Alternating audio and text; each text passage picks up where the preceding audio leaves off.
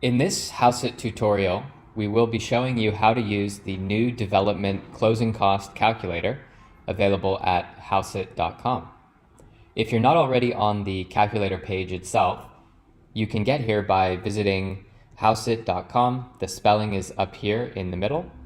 And once you're on the website, navigate to the calculators tab, hover over the buy option, go to the right and scroll down to new development calculator. This is one of the more complex calculators available on the Hauseit site, and it's incredibly useful for anyone who's thinking about purchasing a new development property in New York City. This calculator applies to the purchase of a new build, say condominium, a large condo building. It does also apply to the purchase of a condo conversion. So if there's an existing building, probably a pre-war type building that has been converted into condominiums, it is considered to be a sponsor sale, and therefore this closing cost calculator would apply. And this calculator would also apply in the rare instance you are purchasing a co-op conversion. Those are less common here in the city, but they do appear from time to time. So the benefit of this calculator is that it is highly optimized for the particular scenario of buying into a new development. In particular, you'll see here that there are some newer line items that we do not have in our traditional buyer closing cost calculator, which is for existing units.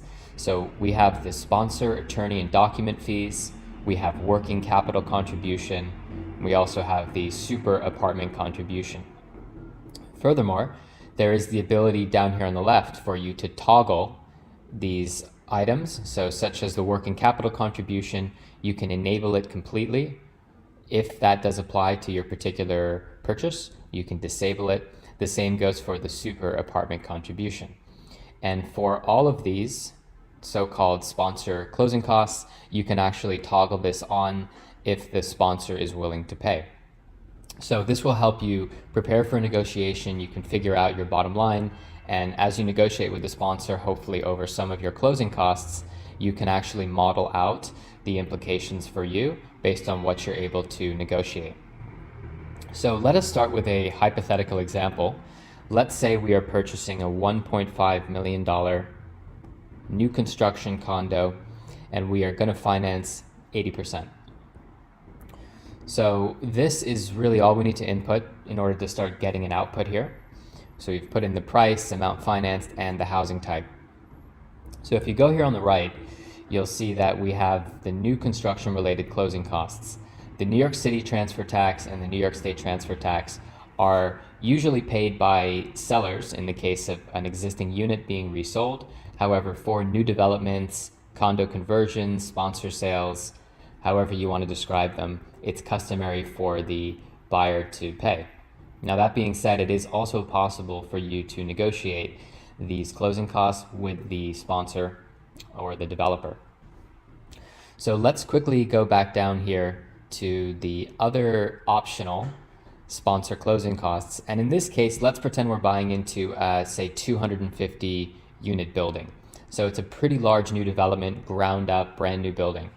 And let's say the sponsor, attorney, and document fees are $4,500. The working capital contribution, which is usually a month or two of your common charges, is say $4,000. And the super apartment contribution is $3,500.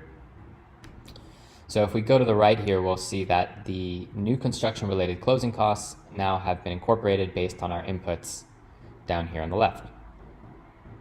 As far as typical buyer closing costs are concerned, your largest closing cost is going to be the mansion tax. Now that does apply to purchases in New York City of 1 million or more. And it becomes a little more interesting once you hit the 2 million mark, and that's because the mansion tax was updated in 2019 into a more progressive 8 tax bracket system. And what that means is that the tax rate of 1%, it actually goes up once you hit the $2 million threshold. It caps out around 3.9% if you're buying ultra luxury, 25 million or more, possibly a penthouse type unit. But for this example, we are below the $2 million threshold where it goes up. So we're still at 1%. The other line items here are going to be your typical buyer closing costs for the case of a condominium. So you have your title insurance, you have your own attorney's fee, you have various fees for moving in, possibly building related application fees, and some other small things such as a deed recording fee and a credit check. Again, these items here are pretty standard, so whether or not you're buying new construction, these are closing costs that you will be facing. Now, for your financing related closing costs, I will say that they do increase your total closing costs considerably here in New York City. And the reason for that is the mortgage recording tax. The mortgage recording tax is a little over 2% on average of the loan amount. So the more you finance, the more you'll be paying in the mortgage recording tax, and consequentially, the more you'll be paying in total buyer closing costs.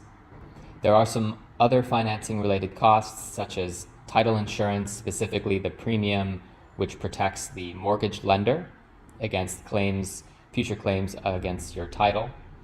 And you also have other miscellaneous fees, such as your loan application fee, your bank's attorney fee, appraisal fee, and the mortgage recording fee as well.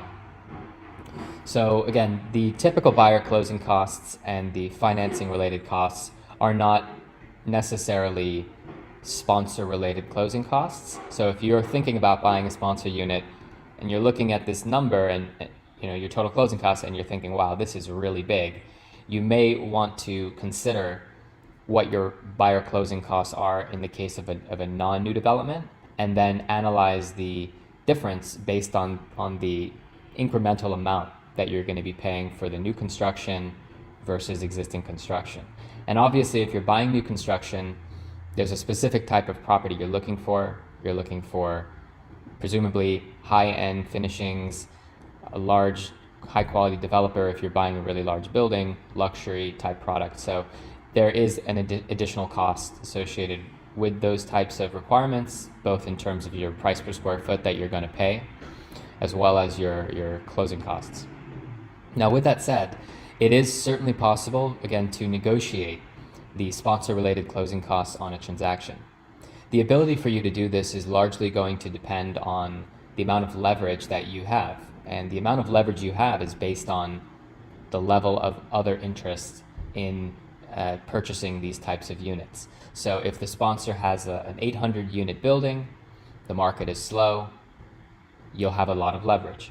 If it's a smaller building, possibly already sold the majority of the units, you'll have little or no leverage to ask the sponsor to pay for the sponsor related closing costs.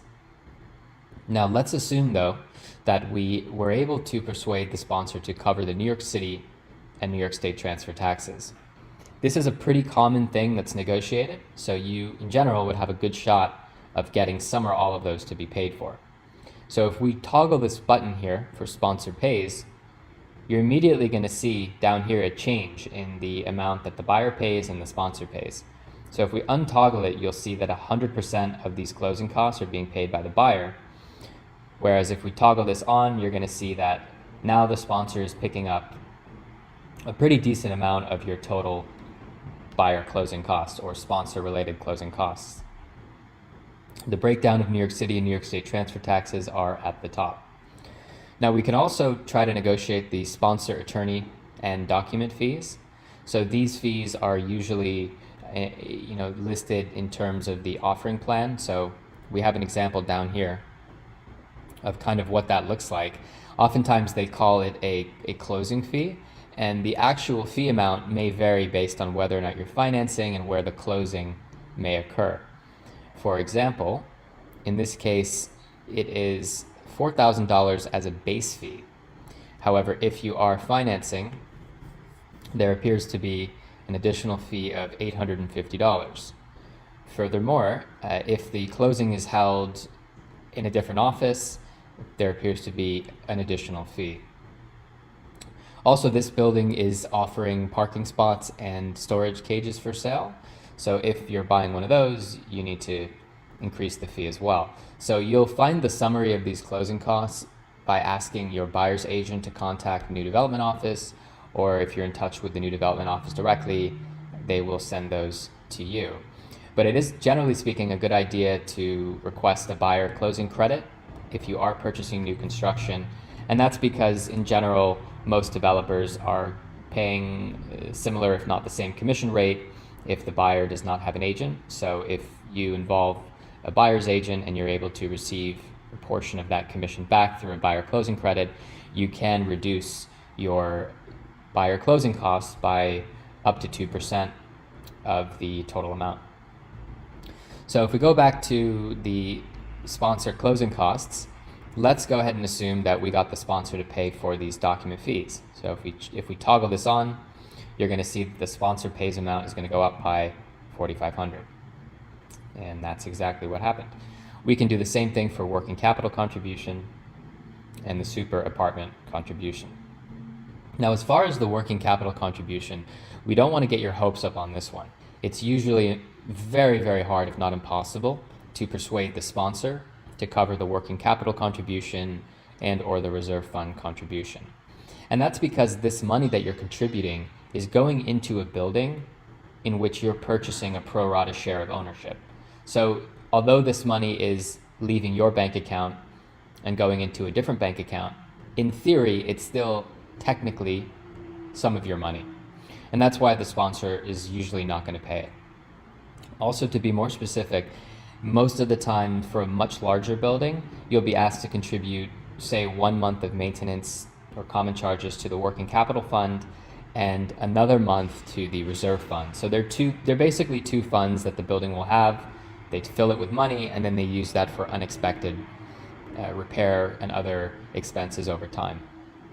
Now, as far as the super apartment contribution is concerned, this is really only a consideration if you're buying into a medium to large size building where it is necessary to have a live-in super. And essentially what happens is the live-in super, of course, needs an apartment. And in order to purchase that apartment, all of the people who are buying into the building will divide up the cost of that apartment based on the percentage of common interests assigned to the unit being purchased. So, for example, if you're buying a $1.5 million unit in a large new development and someone else is buying a $3 million unit in that same building, in theory, they should be paying about twice as much as you will be paying for the contribution to the super's apartment, also known as the apartment for the residential manager's unit. And just to be a little more specific, the amount of the super apartment contribution is not 100% dependent on the asking price that you're paying versus someone else's. It's based on the percentage of common interests. And usually there is a formula in the offering plan which sheds light on how exactly those are calculated. But in theory, larger units on higher floors, units with better views, better layouts, the more optimal the property is, and the larger it is, the greater percentage of common interests of the building in total is assigned to that unit. And the common charges that you pay every month are also determined by the percentage of common interests assigned to your specific apartment. So going up here again, we can toggle the super apartment contribution and the working capital, and you can see that it's changing our closing cost situation. So realistically, let's assume we're unable to persuade the sponsor to pay for the working capital and super contribution, but we were able to get them to pay for the transfer taxes and the dock fees.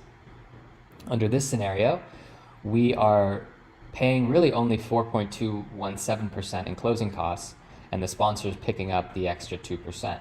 So this is not bad, because if you consider the difference between this and an existing apartment that's not new construction, there's actually not going to be a huge difference in terms of this versus what you're paying for that other type of apartment.